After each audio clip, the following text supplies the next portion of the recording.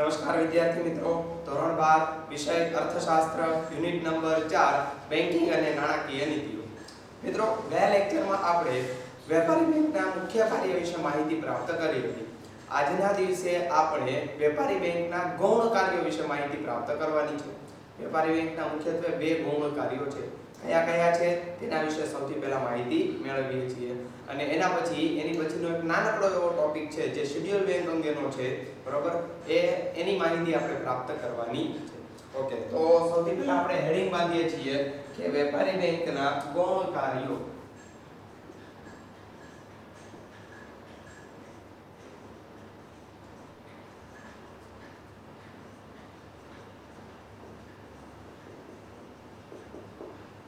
ચાલો, વેપારી બેંકના મુખ્યત્વે કેટલા ગૌણ કાર્યો છે? તો કે બે કાર્યો છે. પહેલું કયું? ગ્રાહકોના એજન્ટ તરીકે તથા ઉપયોગી સેવાઓ પૂરી પાડવાનું કાર્ય. અને બીજું, બદલાતા જતા સમય સાથે આધુનિક સેવાઓ પૂરી પાડવાનું કાર્ય છે. ચાલો, સૌથી પહેલા આપણે પહેલું કાર્ય કયું છે? તો કે ગ્રાહકોના એજન્ટ તરીકે તથા ઉપયોગી સેવા પૂરી પાડવાનું કાર્ય.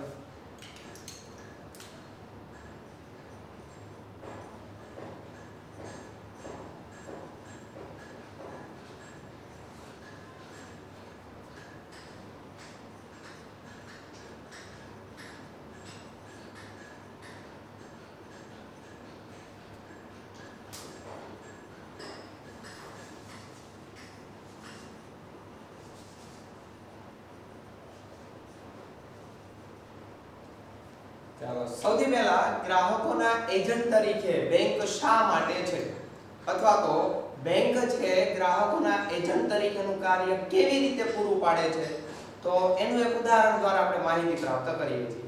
ચાલો, આપણે કોઈ એ નામના વેપારી પાસેથી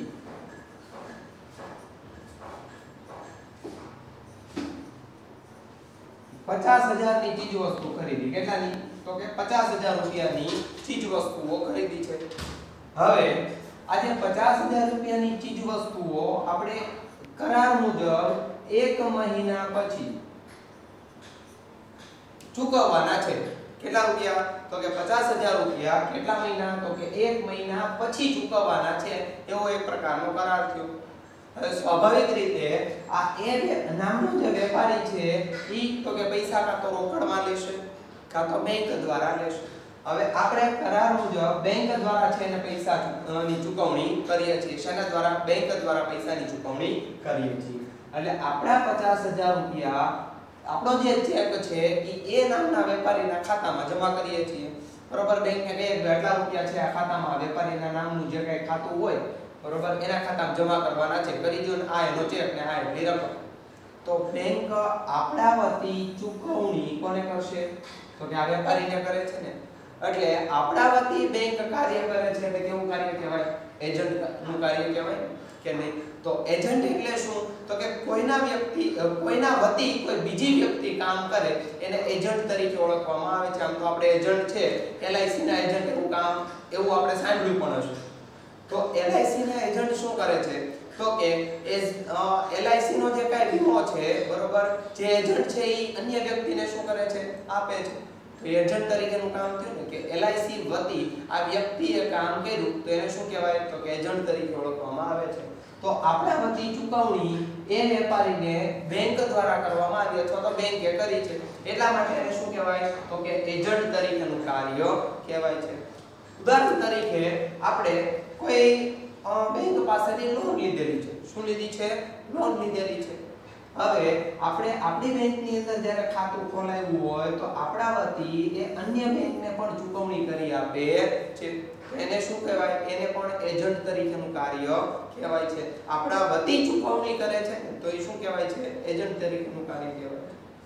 આવી રીતે બેંક છે લાઇટ બિલ ભરી આપે છે, બેંક છે મોબાઈલનું રિચાર્જ જે કરી આપે છે. તો આવા કોઈ પણ પ્રકારના જે ચૂકવણીના કાર્યો છે આપણા વતી કોણ કરે છે? બેંક કરે છે. એટલા માટે એને એજન્ટ તરીકેનું કાર્ય ઓળખવામાં આવે છે અથવા તો બેંકને એજન્ટ તરીકે ઓળખવામાં આવે છે. તો આપણને સૌથી પહેલા એજન્ટ તરીકેનું કાર્ય શું એ આપણને ધ્યાનમાં આવ્યું હશે. બીજી બાબત છે ઉપયોગી સેવાઓ પૂરી પાડવી. ઉપયોગી સેવા એટલે કેવી સેવા? તો આપણી કેટલીક આપણને જે કાંઈ ઉપયોગી હોય એવી ચીજ વસ્તુઓ એ સાચવી રાખે છે, જેને આપણે લોકર સુવિધા કહીએ છીએ. શું કહેવાય છે? લોકર સુવિધા. ઉદાહરણ તરીકે આપણા બહુ જ અગત્યના ડોક્યુમેન્ટ હોય, બહુ જ અગત્યના દસ્તાવેજ હોય, બહુ જ અગત્યની કિંમતી વસ્તુ, સોનું, ચાંદી, હીરા, ઝવેરાત, બરોબર, એ વસ્તુ હોય, ચીજ વસ્તુઓ, આ બધી જ વસ્તુ બેંક શું કરે છે? આપણા વતી સાચવે છે, બરોબર. એટલે તો કે ઉપયોગી સેવા પૂરી પાડે છે, જેને આપણે લોકર સુવિધા તરીકે ઓળખીએ છીએ. શું કહીએ છીએ? લોકર સુવિધા તરીકે ઓળખીએ છીએ. તો બેંક છે એ લોકર સુવિધા આપણને પૂરી પાડે છે, એટલે ઉપયોગી સેવા આપણને પૂરી પાડતી જોવા મળે છે. આ ફક્ત એક ઉદાહરણ છે. આવી તો બેંક ઘણી બધી ઉપયોગી સેવાઓ છે એ આપણને પૂરી પાડતી જોવા મળે છે. તો સૌથી પહેલા આપણને જે પુસ્તકની અંદર માહિતી આપી છે એ માહિતી દ્વારા આપણે સમજીએ છીએ કે ગ્રાહકોના એજન્ટ તરીકેનું કાર્ય અને ઉપયોગી સેવા કઈ રીતે બેંક આપણને પૂરી પાડે છે. તો સૌથી પહેલું ગૌણ કાર્ય, જેની અંદર પહેલું ગ્રાહકોના એજન્ટ તરીકે તથા ઉપયોગી સેવાઓ પૂરી પાડવાનું કાર્ય.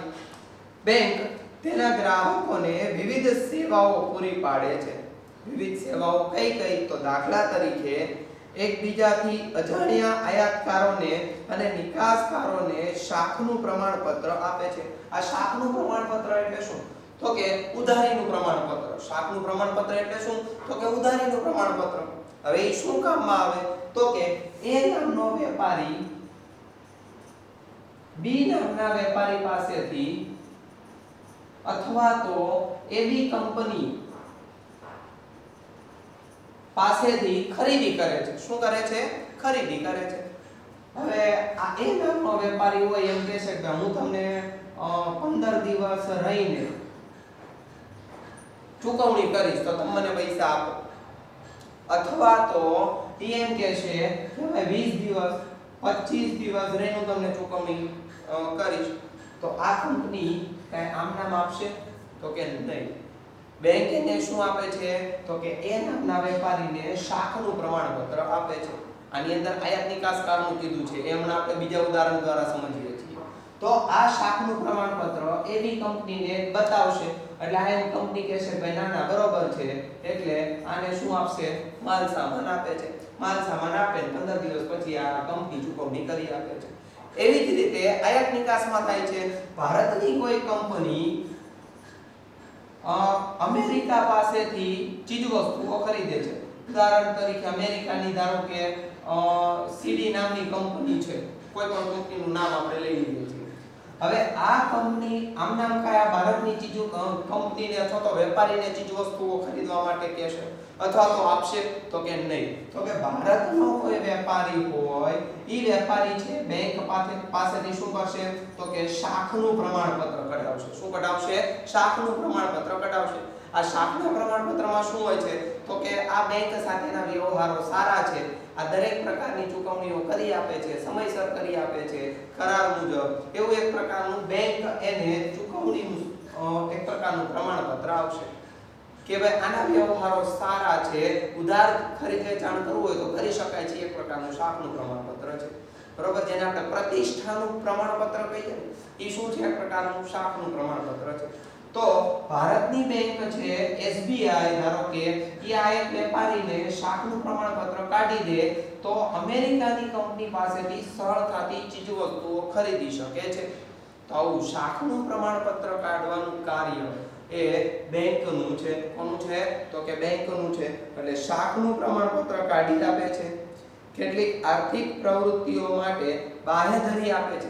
ઘણી બધી આર્થિક પ્રવૃત્તિઓ થતી હોય દેશની અંદર, તો એના માટેની બાંહેધરી પત્રક એ કોણ આપશે? તો કે બેંક આપે છે કે જો આ વેપારી નો ચૂકવણી કરી આપે તમે કરી આપશો, અથવા તો આ બેંક તમને ચૂકવણી નથી કરી આપતી તમે કરી આપશો.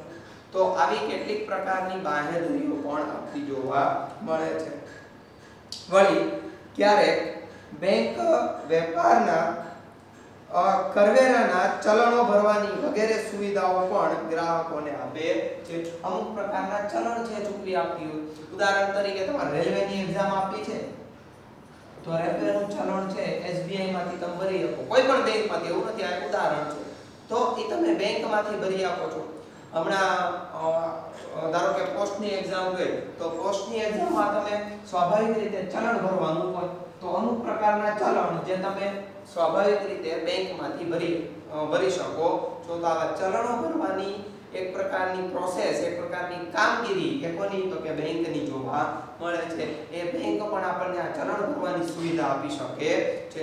તમારા ધોરણ 12 ના છે ફોર્મ ભરાશે ત્યારે તમે તો કે સ્વાભાવિક રીતે સ્કૂલને ફી જમા કરાવો છો અને સ્કૂલ શું કરશે, ઓનલાઈન એના ખાતામાંથી છે પૈસા કપાવશે. તો એ શું છે, એક પ્રકારની તો કે ચૂકવણી કરી આપી, ચલણ ભર્યું એમ કહેવાય છે. તો આ ચલણો ભરવાની સુવિધા, સેવા એ કોણ તો કે બેંક છે ગ્રાહકોને પૂરી પાડે છે.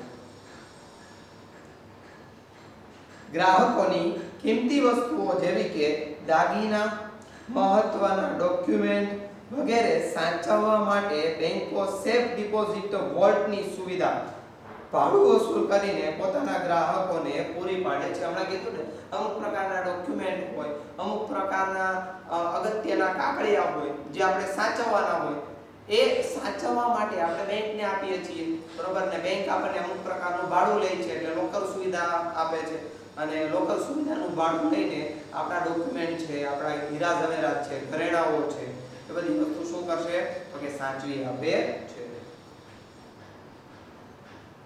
ખૂબ નાના કદની આર્થિક પ્રવૃત્તિઓ માટે અમુક વર્ગને ખૂબ નાના ધિરાણ એટલે જેને આપણે કહીએ છીએ માઇક્રો ફાઇનાન્સ પૂરું પાડી આપે છે. અમુક પ્રકારનું નાનું ધિરાણ જોતું હોય કોઈ વ્યક્તિને છે, ધારો કે 50,000 નું ધિરાણ જોતું હોય તો એકદમ નાનું ધિરાણ કહેવાય. તો આ નાનું ધિરાણ એ બેંક દ્વારા છે પૂરું પાડવામાં આવે છે. ધિરાણ એટલે શું તો કે લોન. અગાઉના લેક્ચરની અંદર આપણે જોયું હતું. તો આ લોન સુવિધા જેને આપણે માઇક્રો ફાઇનાન્સ તરીકે ઓળખીએ છીએ, એ માઇક્રો ફાઇનાન્સની સુવિધા કોણ આપે છે તો કે બેંક દ્વારા પૂરી પાડવામાં આવે છે. ધંધામાં કે વ્યક્તિગત સોદાઓમાં ચૂકવણી બાબતે વિશ્વસનીયતા પૂરી પાડવા માટે બેંક ડ્રાફ્ટ અથવા તો પે ઓર્ડરની સુવિધા પણ આપે છે. કોઈ વ્યક્તિને આપણે વધારે પૈસા દેવાના હોય, આપણા ખાતામાં જમા છે એના કરતાં વધારે પૈસા દેવાના હોય તો ત્યારે તો કે ઓવરડ્રાફ્ટ પણ કાઢી આપે છે, પે પણ કરી આપે છે, બરોબર. પે ઓર્ડર કાઢી આપે છે કે ભાઈ આ તારીખે એટલા વાગે આ વ્યક્તિના ખાતામાં આટલા રૂપિયા નાખવાના છે. તો એ શું છે, એક પ્રકારનો પે ઓર્ડર છે. તો પે ઓર્ડર અને ડ્રાફ્ટની સુવિધા પણ બેંક આપણને પૂરી પાડે છે. તો વિવિધ પ્રકારની સેવાઓ બેંક આપણને પૂરી પાડતી જોવા મળે છે. વિવિધ પ્રકારની કઈ સેવાઓ તો કે લોકર સુવિધા આપે છે, આપણને ચૂકવણી કરી આપે છે આપણા વતી, આપણને કેટલુંક નાનું ધિરાણ આપે છે જેને આપણે માઇક્રો ફાઇનાન્સ તરીકે ઓળખીએ છીએ. એ માઇક્રો ફાઇનાન્સની સુવિધા આપણને પ્રાપ્ત થાય છે. ડ્રાફ્ટ છે કાઢી આપે છે, પે ઓર્ડર કાઢી આપે છે. તો આવી વિવિધ પ્રકારની સેવાઓ બેંક આપણને આપે છે અને ગ્રાહકોના એજન્ટ તરીકેનું કાર્ય કરે છે. આપણા વતી એ બેંક કાર્ય કરે છે એટલે તો કે ગ્રાહકોના એજન્ટ તરીકેનું કાર્ય કરે છે. તો પહેલું કાર્ય એ ગ્રાહકોના એજન્ટ તરીકે તથા ઉપયોગી સેવાઓ પૂરી પાડવાનું કાર્ય છે. બીજું, બદલાતા સમય સાથે આધુનિક સેવાઓ પૂરી પાડવાનું કાર્ય. બીજું કયું છે તો કે બદલાતા સમય સાથે આધુનિક સેવાઓ પૂરી પાડવાનું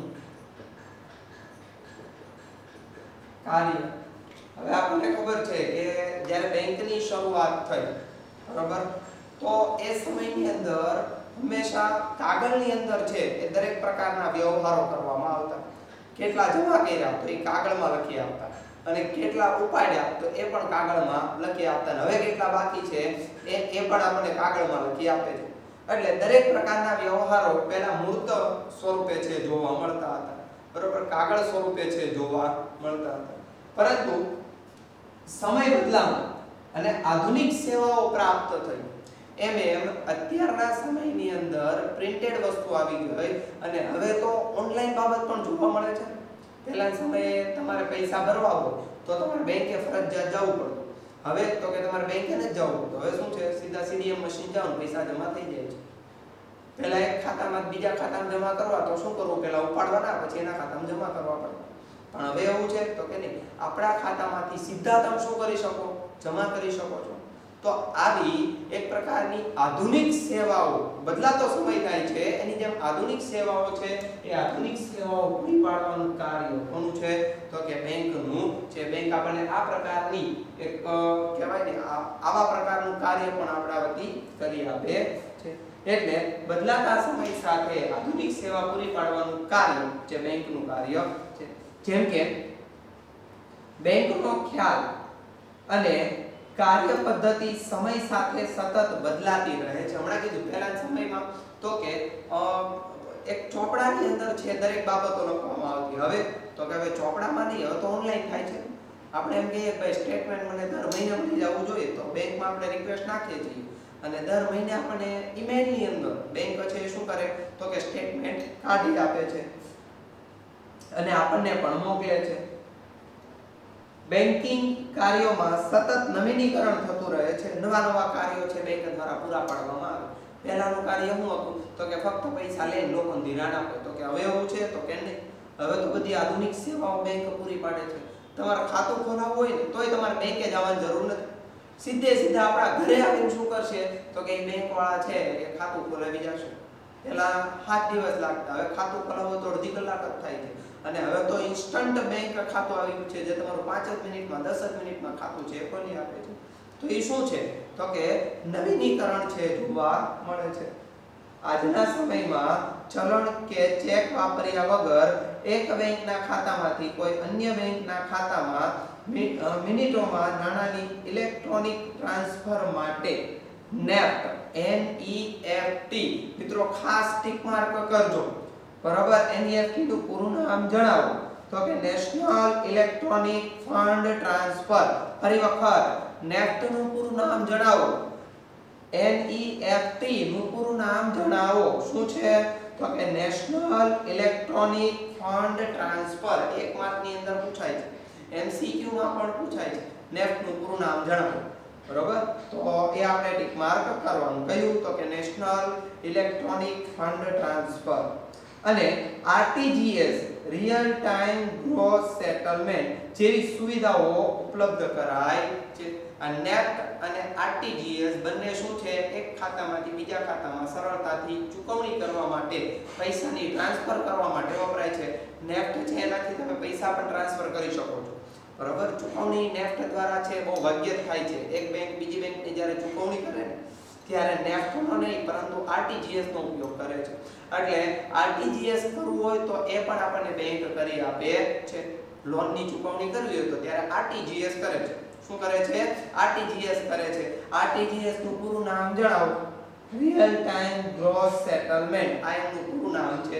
ફરી વખત NEFT નું પૂરું નામ શું છે તો કે નેશનલ ઇલેક્ટ્રોનિક ફંડ ટ્રાન્સફર અને RTGS real time gross settlement. આ શું છે તો કે NEFT અને RTGS ના પૂરા નામ છે. વગેરે જેવી સુવિધાઓ કોણ આપે છે? બેંક દ્વારા પૂરી પાડવામાં આવે છે. આ બંને સુવિધાઓ શેના દ્વારા અસ્તિત્વમાં આવી તો તમને એક માર્કમાં પૂછાય કે NEFT અને RTGS એ કઈ સુવિધા દ્વારા અથવા તો શેના દ્વારા ઉપલબ્ધ બની તો કે કોર CORE બેન્કિંગ ના લીધે અસ્તિત્વમાં આવી. કોર બેન્કિંગ ના લીધે આ શું તો કે NEFT અને RTGS બંને અસ્તિત્વમાં આવ્યા છે. તો કોર નું પૂરું નામ શું છે તો કોર નું પૂરું નામ આપણને બુકની અંદર આપ્યું છે, ખાસ તમે લોકો ટિક માર્ક કરજો. સર્ટિલાઇઝ ઓનલાઈન રિયલ ટાઈમ એક્સચેન્જ. આ શું છે તો કે કોર નું પૂરું નામ છે. આ NEFT અને RTGS શેને લીધે અસ્તિત્વમાં આવ્યું તો કે કોર બેન્કિંગ ને લીધે અસ્તિત્વમાં આવેલું છે. તો મુખ્યત્વે બે કાર્યો છે એના જોવા મળે છે. આગળ જોઈએ વળી ઇન્ટરનેટ બેન્કિંગ તથા મોબાઈલ ફોનના બેન્કિંગ એપ દ્વારા ગ્રાહક પોતાના ખાતાની બધી વિગતો કોમ્પ્યુટર તથા મોબાઈલ ફોન પર મેળવી શકે છે. તમારા ખાતામાં કેટલું બેલેન્સ છે, તમારા ખાતામાં કયા પ્રકારના વ્યવહારો થયા, તમારા ખાતામાંથી કેટલા રૂપિયા ઉપડ્યા અને કેટલા રૂપિયા છે જમા થયા, તમારા ખાતામાંથી એક વ્યક્તિથી બીજી વ્યક્તિને કેટલી વખત ચૂકવણી થઈ, આ બધી જ બાબતો જો તમારે જાણવી હોય તો તમે તમારી મોબાઈલ બેન્કિંગની એપ દ્વારા અથવા તો જે બેંક છે એમની એપ્લિકેશન દ્વારા તમે સરળતાથી માહિતી મેળવી શકો છો.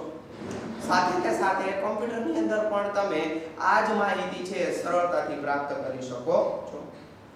વસ્તુઓની ખરીદી કરી શકીએ છીએ, ટિકિટો પણ બુક કરી શકીએ છીએ. એક જગ્યાએ બીજી જગ્યાએ જવું તો આપણને ખબર છે કે જીએસઆરટીસી ની એક સાઇટ છે તમે ઓપન કરો તો તમારે કઈ તારીખે કેટલા વાગે જવું છે એ સાથે તમને શું બતાવે તો કે એક જગ્યાએ બીજી જગ્યાએ જવા માટેનો બસનો ટાઈમ બધી વસ્તુ બતાવે છે. જો એની ટિકિટ બુક કરવી હોય તો સરળતાથી કરી શકાય છે અને એની ચૂકવણી બેંકમાંથી આપણે કરી શકીએ છીએ. તમારે પિક્ચર જોવા જવું છે, મૂવી જોવા જવું છે ટોકીઝમાં ત્યારે તો સ્વાભાવિક રીતે તમારે આ બેંક છે ચૂકવણી કરી આપે છે. તો વિવિધ પ્રકારની ટિકિટોની ચૂકવણી કરવી હોય તો સરળતાથી આપણે કરી શકીએ છીએ. ખરીદી કરવી હોય તો ખરીદી પણ આપણે બેંક ખાતામાંથી કરી શકીએ છીએ. તમને સરસ મજાનો એક મોબાઈલ છે તમને ગમે છે અને એ મોબાઈલની તમે ઓનલાઈન ખરીદી કરો છો તો ઓનલાઈન ખરીદી કરતી વખતે જ્યારે ચૂકવણી માંગે છે ત્યારે તમે બેંક ખાતામાંથી જે પૈસા કપાવો છો એટલે બેંક છે આપણને ખરીદી પણ કરી આપે છે. તો આમ ખરીદી કરી શકીએ છીએ બેંક દ્વારા અને સાથે ને સાથે આપણે ટિકિટો પણ બુક કરાવી શકીએ છીએ. બેંકો ડીમેટ ખાતાની પણ સુવિધા પૂરી પાડે છે. ડીમેટ ખાતું શેના માટે ખોલવામાં આવે છે તમે ખૂબ સારી રીતે જાણો છો. જ્યારે આપણે શેર કે ડિબેન્ચરને અમૂર્ત સ્વરૂપે સાચવવા હોય ત્યારે ડીમેટ ખાતાનો ઉપયોગ થાય છે. આ અમૂર્ત સ્વરૂપ એટલે શું તો કે જ્યારે આપણે શેર કે ડિબેન્ચરનું ઓનલાઈન ખરીદી વેચાણ કરીએ છીએ તો કે કાગળ સ્વરૂપ નહીં ઓનલાઈન ખરીદી વેચાણ થાય ઓનલાઈન એક પ્રકારનું અમૂર્ત સ્વરૂપ છે. તો જ્યારે શેર કે ડિબેન્ચર ઓનલાઈન ખરીદ વેચાણ કરવા હોય તો એના માટે કયું ખાતું ખોલાવવું પડે તો કે ડીમેટ ખાતું ખોલાવવું પડે છે.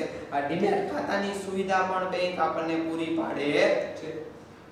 તો ડીમેટ ખાતું એટલે શેર, ડિબેન્ચર, બોન્ડ, જામીનગીરીઓ વગેરેને ભૌતિક સ્વરૂપે ન સાચવવા પડે તે માટેનું ઇલેક્ટ્રોનિક ખાતું. સ્વાભાવિક છે ને દરેક પ્રકારની જામીનગીરી શેર હોય, ડિબેન્ચર હોય કે બોન્ડ હોય આવી કોઈ પણ પ્રકારની જામીનગીરી છે એ કાગળ સ્વરૂપે સાચવવા પડતા નથી પરંતુ ઇલેક્ટ્રોનિક સ્વરૂપે સાચવીએ છીએ. એના માટે જે ખાતું ખોલાવવામાં આવે એને શું કહેવાય ડીમેટ ખાતા તરીકે ઓળખવામાં આવે છે. તો ડીમેટ ખાતું પણ આપણને ખોલી આપે છે. જેથી આવું ખાતું ધરાવનાર લોકો પોતાના શેર, ડિબેન્ચર, બોન્ડ વગેરે ઇલેક્ટ્રોનિક સ્વરૂપે સાચવી આપે છે. એટલે ઇલેક્ટ્રોનિક સ્વરૂપે આપણને બેંક છે શેર કે ડિબેન્ચર સાચવી આપે છે. તો મુખ્યત્વે વેપારી બેંકના ગૌણ કાર્યોની અંદર બે કાર્યો છે. પહેલું કયું ગ્રાહકોના એજન્ટ તરીકે તથા ઉપયોગી સેવાઓ પૂરી પાડવાનું કાર્ય અને બીજું બદલાતા સમય સાથે આધુનિક સેવાઓ પૂરી પાડવાનું કાર્ય જે મુખ્યત્વે ગૌણ કાર્યો છે. કોના તો કે વેપારી બેંકના ગૌણ કાર્યો છે. ઓકે આ બે કાર્યો છે તમારી બુકમાં છે લખી નાખો.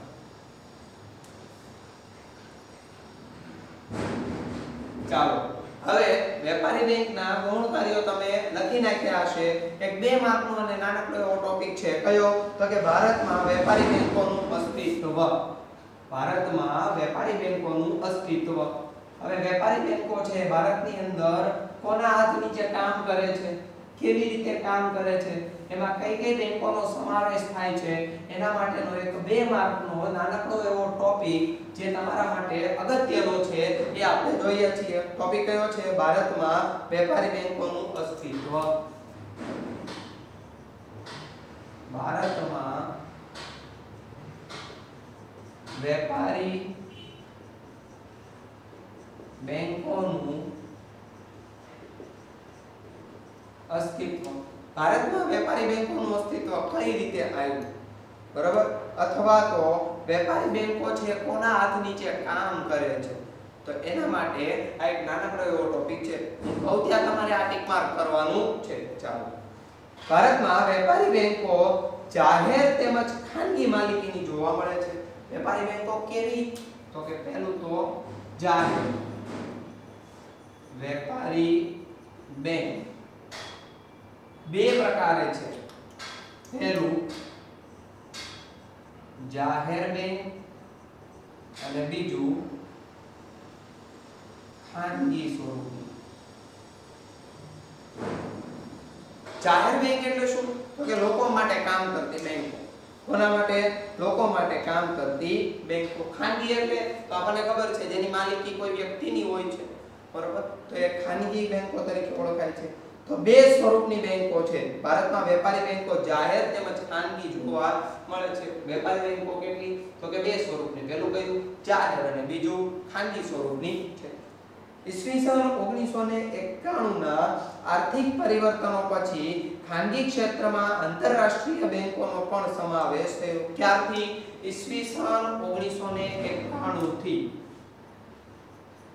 1991 થી આંતરરાષ્ટ્રીય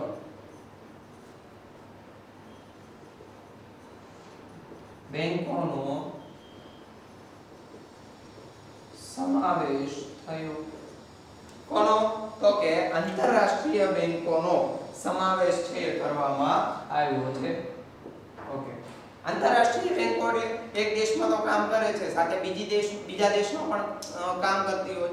ઉદાહરણ તરીકે ભારતમાં કામ કરતી સ્વિસ બેંક, તો એ શું છે? આંતરરાષ્ટ્રીય બેંક છે. એક કરતા વધારે રાષ્ટ્રોમાં જે બેંક કાર્ય કરે છે એને શું કહેવાય? તો કે આંતરરાષ્ટ્રીય બેંક તરીકે ઓળખવામાં આવે છે. ઓકે, ચાલો. આંતરરાષ્ટ્રીય બેંકો પણ શું આવી? ભારત દેશની અંદર અસ્તિત્વમાં આવી છે. વળી ભારતમાં અસંગઠિત નાણાં બજારમાં બેંક જેવા કાર્યો કરતી પેઢીઓ પણ જોવા મળે છે અને સાથે સાથે સહકારી બેંકો પણ અસ્તિત્વમાં આવી. અસંગઠિત નાણાં બજારમાં બેંક જેવા કાર્યો કરતી, જેને આપણે શરાફી પેઢી તરીકે ઓળખીએ છીએ, અથવા તો વ્યાજે પૈસા ફાઇનાન્શિયલ બેંકો તરીકે જેને આપણે ઓળખીએ છીએ, બરોબર? એવી બેંકોનો સમાવેશ પણ કરવામાં આવ્યો. ક્યાંથી? ઈસવીસન 1991 થી.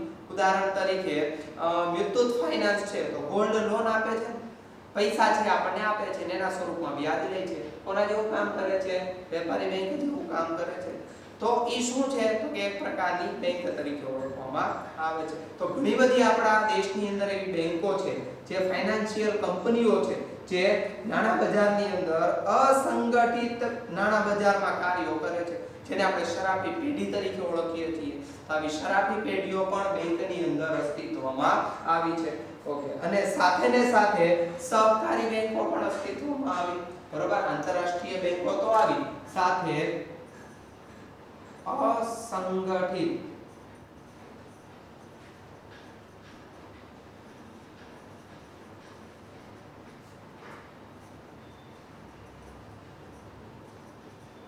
કાર્યો કરતી પેઢી અને સહકારી બેંકો પણ અસ્તિત્વમાં આવી જાય.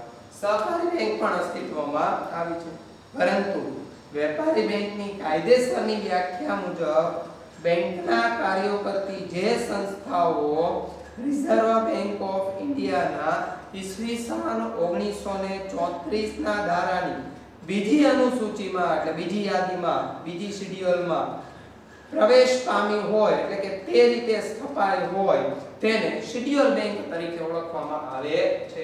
મોસ્ટ આઈએમપી વ્યાખ્યા. કઈ? શેડ્યુલ બેંક એટલે શું? ઘણા લોકોને આની માહિતી નથી, અથવા તો શેડ્યુલ બેંક કોને કહેવાય તો એ લોકો જાણતા નથી. ત્યારે આપણને એમ કહેશે કે સાહેબ આવી વ્યાખ્યા તો આપણે ભણ્યા જ નથી. તો ત્યારે વિદ્યાર્થી મિત્રો સરસ મજાની વ્યાખ્યા છે, ટિક માર્ક કરવાની, બુકની અંદર લખવાની છે. Schedule bank. સૌથી પહેલા આપણે જોઈએ છીએ એનો અર્થ. અર્થમાં શું કહે છે તો ફરી વખત બેંકના કાર્યો કરતી જે સંસ્થાઓ બેંકના કાર્યો કરતી જે સંસ્થાઓ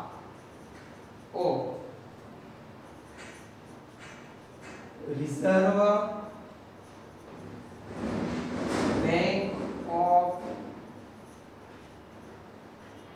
ઇન્ડિયાના એટલે આરબીઆઈ ના કોના રિઝર્વ બેંક ઓફ ઇન્ડિયાના એટલે કે આરબીઆઈ ના ઈસવીસન 1934 ના બીજી અનુસૂચિમાં ઈસવીસન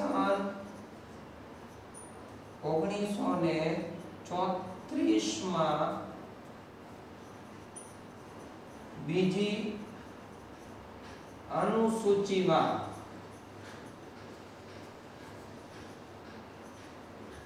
પ્રવેશ પામી હોય એટલે કે કૌંસમાં સ્થાપના થઈ હોય તેને શિડ્યુઅલ બેંક કહે છે. ફરી વખત શિડ્યુઅલ બેંક એટલે શું તો કે બેંકના કાર્યો કરતી જે સંસ્થાઓ રિઝર્વ બેંક ઓફ ઇન્ડિયાના ઈસવીસન 1934 ના બીજી સૂચિના અનુસૂચિના પ્રવેશ પામી હોય એટલે કે સ્થાપના થઈ હોય તેને શિડ્યુઅલ બેંક તરીકે ઓળખવામાં આવે છે. ટૂંકમાં કહીએ તો આરબીઆઈ ના નીતિ નિયમ મુજબ જે બેંક ઈસવીસન 1934 ના બીજી અનુસૂચિમાં પ્રવેશ પામી હોય અથવા તો સ્થાપના થઈ હોય તો તેને શિડ્યુઅલ બેંક તરીકે ઓળખવામાં આવે છે. આ દરેક શિડ્યુઅલ બેંકે કોના નીતિ નિયમ પાલન કરવાના તો કે આરબીઆઈ કોના આરબીઆઈ ના નીતિ મુજબ જે બેંકની સ્થાપના થઈ હોય તેને શિડ્યુઅલ બેંક તરીકે ઓળખવામાં આવે છે. ચાલો આથી શિડ્યુઅલ બેંકની વ્યાખ્યા અને તે જ ખરી બેંક છે. કઈ બેંકો ખરી બેંકો છે? ખરી એટલે ખારી તો કે નહીં. શિડ્યુઅલ બેંક તો કે સાચી બેંકો છે. સાચી બેંકો કઈ તો કે શિડ્યુઅલ બેંકો જ શું છે હંમેશા તો કે સાચી બેંકો ગણવામાં આવે છે. આવી બેંકને રિઝર્વ બેંકના બધા જ નીતિ નિયમો કે ધારાધોરણો છે લાગુ પડે છે. દરેક પ્રકારના નીતિ નિયમો અને ધારાધોરણો એ કોના લાગુ પડશે તો કે શિડ્યુઅલ બેંકના આરબીઆઈ ના છે લાગુ પડે છે. રિઝર્વ બેંક ઓફ ઇન્ડિયા જે નીતિ નિયમ બહાર પાડશે એ દરેક પ્રકારનો નીતિ નિયમ તો કે આને લાગુ પડે છે. ચાલો શિડ્યુઅલ બેંક નું આપણને આની અંદર વર્ગીકરણ છે આપવામાં આવ્યું છે. શિડ્યુઅલ બેંક નું મુખ્યત્વે બે પ્રકારે વર્ગીકરણ જોવા મળે છે. પહેલું કયું છે વેપારી બેંકો અને બીજું કયું છે તો કે સહકારી બેંકો. ચાલો એ પહેલા આપણે કેટલીક માહિતીઓ છે એ નીચેની બાજુ લખીએ છીએ. શિડ્યુઅલ બેંકો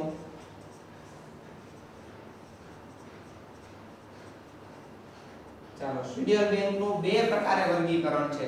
પહેલું કયું તો કે વેપારી બેંક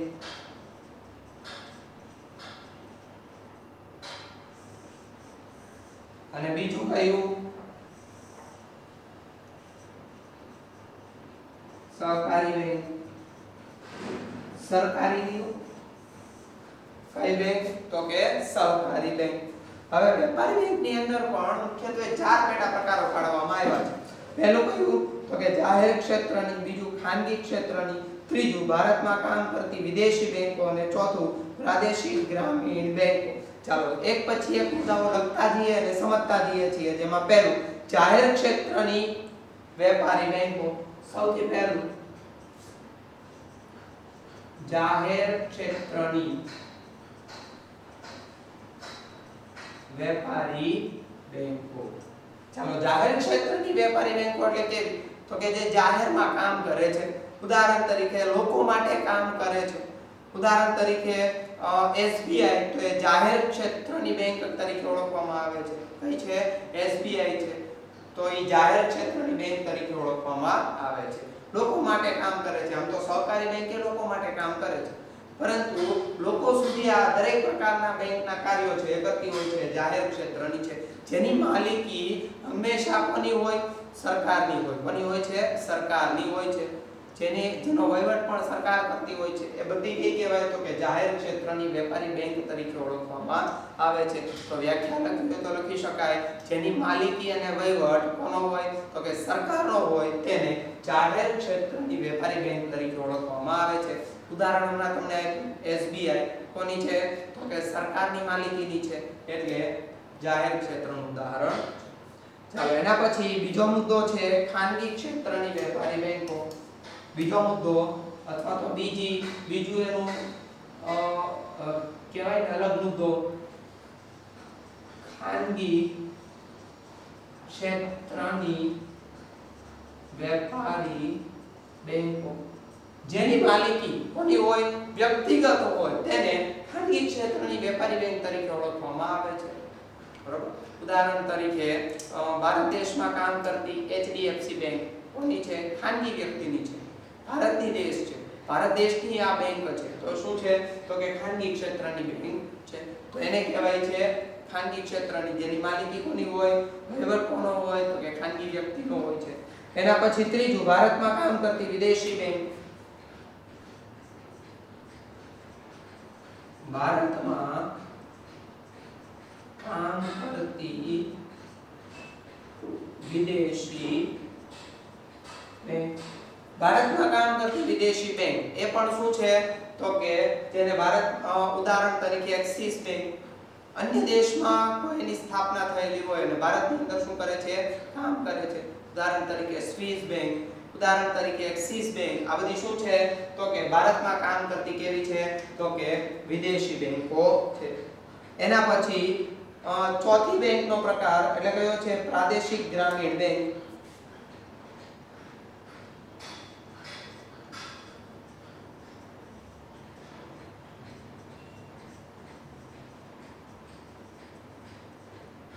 પ્રદેશ અનુસાર જેની સ્થાપના થયેલી હોય બરોબર જેને પ્રાદેશિક ગ્રામીણ બેંક તરીકે ઓળખવામાં આવે છે નાગરિક સહકારી બેંક લિમિટેડ એવું છે ભાવનગર ગ્રામીણ બેંક છે ભાવનગર ગ્રામીણ બેંક ની શું છે તો કે પ્રાદેશિક ગ્રામીણ બેંક છે બરોબર તો એ શું છે એક પ્રકારની પ્રાદેશિક ગ્રામીણ બેંક છે ફક્ત કોના પૂરતી તો કે અમુક પ્રકારના આમ કહેવાય ને પ્રદેશ પૂરતી કેવી હોય તો કે મર્યાદિત જોવા મળે છે ચાલો તો મુખ્યત્વે શેડ્યુલ બેંકના બે પ્રકારો પહેલું કયું વેપારી બેંકની વ્યાખ્યા આપણે અગાઉ જોઈ એની પછી વેપારી બેંકની પણ કેટલીક એના પેટા પ્રકારો પાડવામાં આવ્યા છે એમાં કોનો સમાવેશ થાય છે તે તો કે એમાં જાહેર ક્ષેત્રની વેપારી બેંક ખાનગી ક્ષેત્રની વેપારી બેંક ભારતમાં કામ કરતી વિદેશી બેંકો અને પ્રાદેશિક ગ્રામીણ બેંક મોટી બેંકોનો સમાવેશ થાય છે સહકારી બેંક એટલે શું તો કે લોકો માટે કામ કરતી બેંક એને શું કહેવાય સહકારી બેંક તરીકે ઓળખવામાં આવે છે એમાં આપણે પૈસા મૂકીએ તો અન્ય બેંકો કરતા એટલે કે વેપારી બેંકો કરતા એમાં વ્યાજ કેવું હોય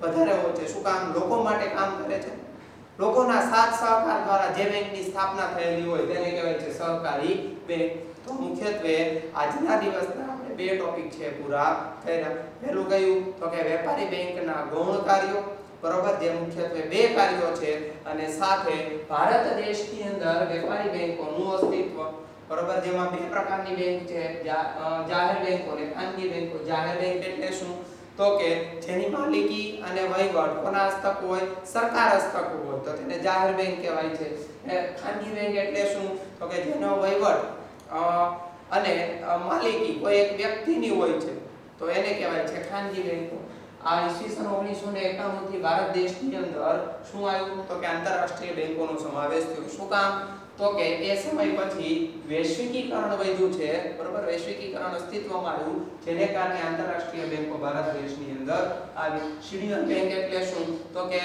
આરબીઆઈ ના શેડ્યુલ 2 ની અંદર જે અથવા તો અનુસૂચિ 2 ની અંદર બીજી અનુસૂચિમાં જે પ્રવેશ પામી હોય તો તેવી બેંકને શેડ્યુલ બેંક તરીકે ઓળખવામાં આવે છે શેડ્યુલ બેંકના મુખ્યત્વે બે પ્રકારો પાડવામાં આવ્યા છે પહેલું કયું વેપારી બેંક બીજું સહકારી બેંક વેપારી બેંકના પણ મુખ્યત્વે ચાર પ્રકારની બેંકો જોવા મળે છે એમાં પહેલું છે જાહેર ક્ષેત્રની બીજું ખાનગી ક્ષેત્રની ત્રીજું ભારતમાં કામ કરતી વિદેશી બેંકો અને ચોથું પ્રાદેશિક ગ્રામીણ બેંકો તો આજના દિવસના મુખ્યત્વે બે ટોપિક છે અહીં પૂર્ણ થાય છે નેક્સ્ટ લેક્ચરની અંદર આપણે નવા ટોપિક સાથે મળવાના છીએ ત્યાં સુધી વિદ્યાર્થી મિત્રો ઘરે રહો સ્વસ્થ રહો આભાર